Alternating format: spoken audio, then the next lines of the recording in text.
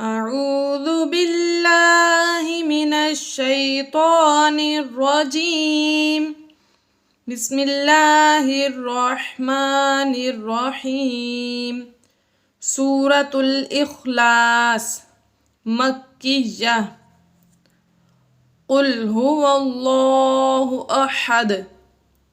ناظرین یہاں پر هو اللہ میں لفظ اللہ اس میں جلالت اللہ کو پر کر کے پڑھا، کیونکہ اس میں جلالت اللہ عز و جل سے پہلے اگر حرف پر زبر یا پیش ہو تو اس میں جلالت اللہ عز و جل کو پر کر کے پڑھتے ہیں، اس لیے یہاں پر ہم نے اس کو پر یعنی موٹا کر کے پڑھا۔ قل هو اللہ احد۔ حد میں دال وقف کی وجہ سے ساکن ہو گیا اور دال حروف قلقلہ میں سے ہے، لہٰذا حروف قلقلہ میں سے اگر کوئی حرف ساکن ہو جائے تو اس میں قلقلہ ظاہر کر کے پڑھتے ہیں۔ قل هو اللہ احد اللہ الصمد۔ اللہ یہاں پر بھی اس میں جلالت اللہ عز و جل کو ہم نے پر کر کے پڑھا، کیونکہ الف پر زبر ہے اس لیے اس کو پر کر کے پڑھا۔ الصمد، اس میں بھی صمد میں دال ساکن ہے اور دال حروف قلقلہ میں سے ہے، لہٰذا حروف قلقلہ میں سے اگر کوئی حرف ساکن ہو جائے تو اس میں قلقلہ ظاہر کر کے پڑھتے ہیں۔ لم یلد ولم یولد۔ لم یلد اس میں بھی دال حروف قلقلہ میں سے ساکن ہے اس لیے قلقلہ ظاہر کر کے پڑھا، اور ولم یولد یہاں پر بھی حروف قلقلہ میں سے دال ہے اور وہ ساکن ہے اس لیے یہاں پر بھی ہم نے قلقلہ ظاہر کر کے پڑھا۔ وَلَمْ يَكُنْ لَهُ كُفُوًا أَحَدٌ۔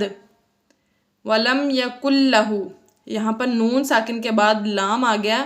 حروف یرملون میں سے یہاں پر قاعدہ یہ ہے کہ نون ساکن کے بعد حروف یرملون میں سے کوئی حرف آ جائے تو را اور لام میں بغیر گنہ کے پڑھتے ہیں، تو حروف یرملون میں سے لام آ گیا تو یہاں پر گنہ کے بغیر پڑھیں گے، گنہ نہیں کریں گے۔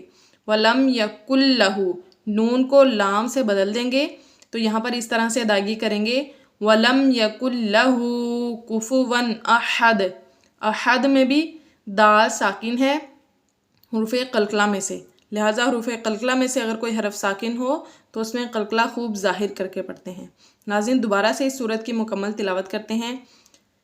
بسم اللہ الرحمن الرحیم قل هو اللہ احد اللہ الصمد لم یلد ولم یولد ولم یکن له کفوا احد۔ صدق اللہ العظیم۔